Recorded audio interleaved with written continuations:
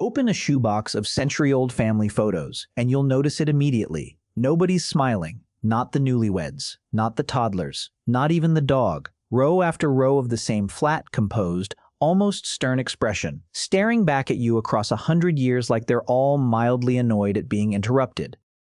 Everyone's heard the standard excuse. Cameras were slow, exposures dragged on for minutes, and holding a grin that long is physically impossible. So people just didn't bother.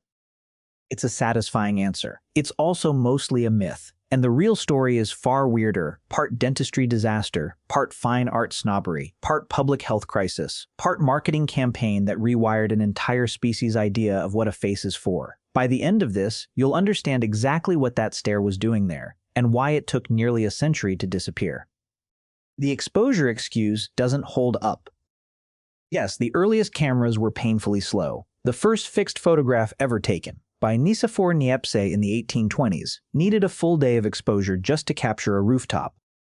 But that problem got solved fast. Within a couple of decades, faster lenses and more sensitive chemical plates brought exposure times down to seconds. By the late 1800s, photographers were freezing horses mid-gallop, bullets mid-flight, splashes mid-drop.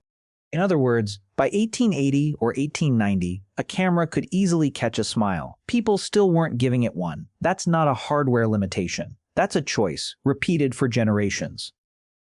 It's worth sitting with how quickly this technology actually moved, because the slow camera excuse only really applies to a narrow window in the 1840s. Portrait studios in that decade did use head clamps and neck braces bolted to a stand behind the sitter, out of frame, to stop blurring during exposures that could still run 20 or 30 seconds.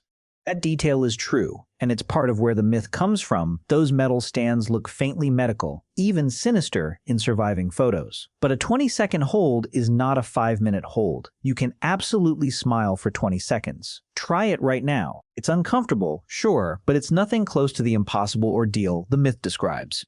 And by the time you get into the 1860s and 70s, decades before most of the stone-faced portraits in your family shoebox were even taken, exposures were down to a couple of seconds in good light. The technology stopped being the bottleneck astonishingly early. Everything after that was cultural, not mechanical. Bad teeth were real, but not the whole story.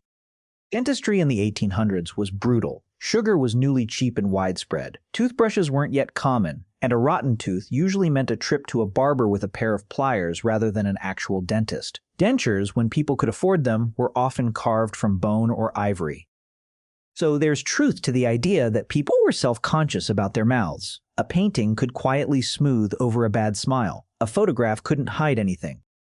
There's a genuinely grim footnote here. After major battles in the early 1800s, it wasn't unusual for scavengers to pull teeth from the bodies of dead soldiers on the field, because young, healthy teeth were valuable raw material for denture makers. Those dentures circulated under grim nicknames referencing the battles they came from. It's a small detail, but it tells you how desperate and industrial the tooth shortage really was. This wasn't a minor cosmetic issue. It was a genuine, society-wide medical problem that touched nearly every household. But this explanation has a hole in it too. Almost everyone had rough teeth back then. It was the norm, not the exception. If bad teeth alone explained the lack of smiling, you'd expect the wealthy, who could afford whatever dental care existed, to be the exception, grinning away in their expensive portraits while everyone else kept their mouths shut. That's not what happened. The rich looked exactly as composed as the poor, and children, whose teeth were brand new, unspoiled by decades of bad diet, didn't smile for the camera either, despite having nothing to hide. Something bigger than dental hygiene was going on. A photograph wasn't a snapshot, it was a monument. For most of human history, there was only one way to preserve your likeness: a painted portrait, and only the wealthy could afford one. Look through centuries of formal portraiture, and you'll notice the same thing you notice in old photos: closed mouths, composed expressions. Broad, toothy grins in paintings were usually reserved for beggars, drunks, and jesters, people with no social standing to protect. A big open smile read as a loss of control, not joy.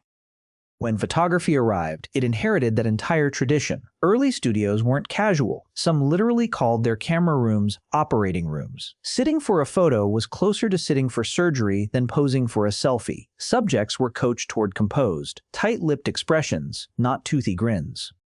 Etiquette books of the era spelled this out in plain language. Polite society considered it improper to show your teeth in public at all, not just for a portrait in general. Baring your teeth was associated with losing composure, the expression of someone drunk, someone simple-minded, someone out of control. A closed, gently set mouth was a sign of restraint and good breeding.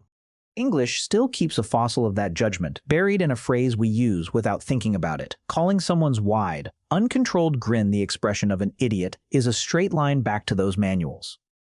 And for most families, this wasn't one photo among thousands. It was often the only photograph they'd ever have taken, a week's wages for a single sitting, sometimes more. That image wasn't meant to capture a fleeting moment. It was meant to represent them permanently to descendants who would never otherwise know their face. You don't dress a monument in a grin.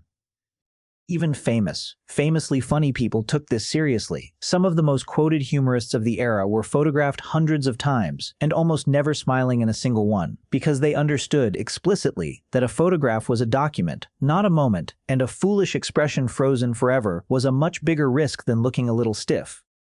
The camera and the coffin were close neighbors.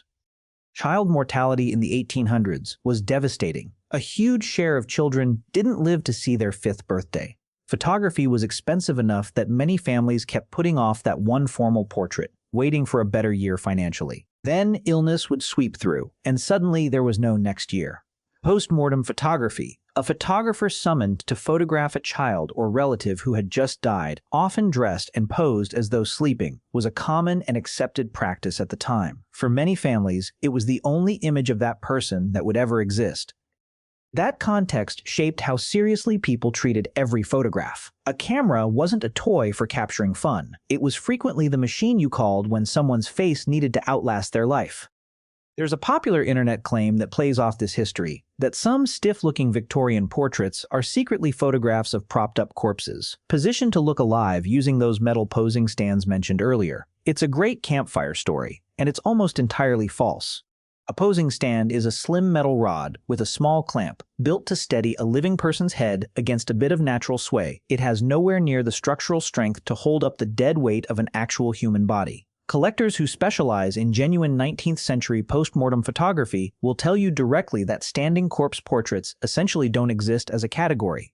When the dead were photographed, they were almost always shown lying down, peacefully, as if resting. So that stand in the background of an unsettlingly stiff old photo actually proves the opposite of the viral claim. It means the person in the frame was very much alive, just holding themselves with the rigid formality that an era without a snapshot culture demanded. Babies presented a different problem entirely. They couldn't be clamped into anything, and they had no interest in holding still for anyone. The solution photographers landed on was almost surreal. The mother would sit in the frame completely draped in dark cloth, or seated in a way that disguised her as part of the furniture, gripping her baby steady with hidden hands so the child could be photographed clearly. These are known today as hidden mother photographs, and they were made by the thousands well into the early 20th century. Once you know to look for them, you can't unsee them, a perfectly calm baby propped against a strange, faceless, vaguely human-shaped lump of fabric with arms. Families often commissioned these specifically because a child was sickly, and they were afraid there might not be another chance to capture that face. So how did we end up saying cheese? The shift didn't come from faster cameras. It came from marketing, and it took 3 separate industries pulling in the same direction at once. The first was the camera industry itself. When cheap, easy-to-use box cameras started reaching ordinary households around the turn of the 20th century, the companies making them had a problem. The old model of photography, one formal portrait per lifetime, taken in a studio, was terrible for business. You can't sell millions of cameras if people only need one photo, ever.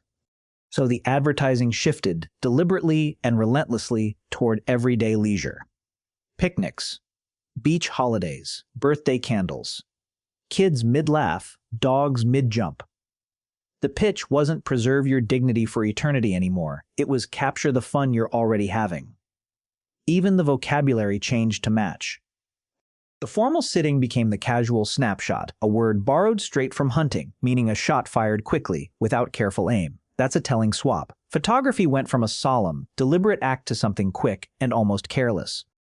The second industry was film. By the 1920s, movie studios were projecting faces 30 feet tall onto screens across the world, and their biggest stars built entire careers on warm, toothy, magnetic smiles. For the first time, the most looked at humans on the planet were the ones grinning, not the ones composed and solemn.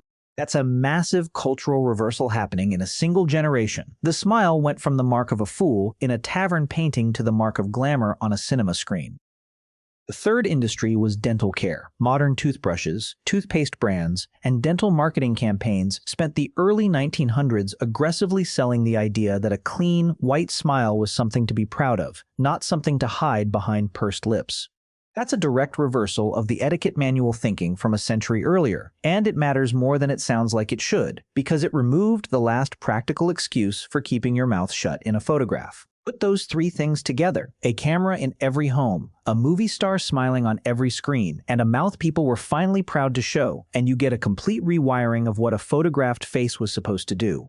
Researchers who've studied this shift by analyzing tens of thousands of yearbook photographs spanning the early 1900s through the 2000s can actually watch it happen numerically. Mouths measurably flatter in the early decades, a slow curve upward through the middle of the century, and the widest, most open smiles clustering in the most recent decades of the dataset. It's not a sudden jump. It's a slow cultural current, running in exactly one direction for about 100 years straight, and it never once reverses.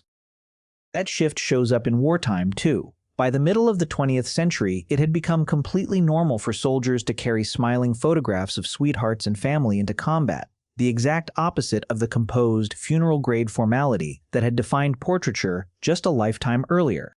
Around the same period, say cheese started showing up as friendly advice in newspapers and etiquette columns, a small, silly phrase that marks just how completely the old rules had been erased. A word that forces your mouth into roughly the right shape for a smile, recommended casually, in print, as if it had always been common sense. The stare wasn't sadness, it was intention. The blank expressions in old photographs weren't a sign of unhappy lives. Diaries and letters from the era are full of humor and warmth, same as ours. People in the 1800s simply understood a photograph differently than we do, as a formal, permanent statement, not a fleeting moment. They got one picture, maybe two, to say who they were to everyone who came after them. They dressed for it, composed themselves for it, and held still for it, because they knew exactly how much weight that single image would carry. You'll take thousands of photos in your lifetime, most of them forgotten within a week. They took one and meant it for a century.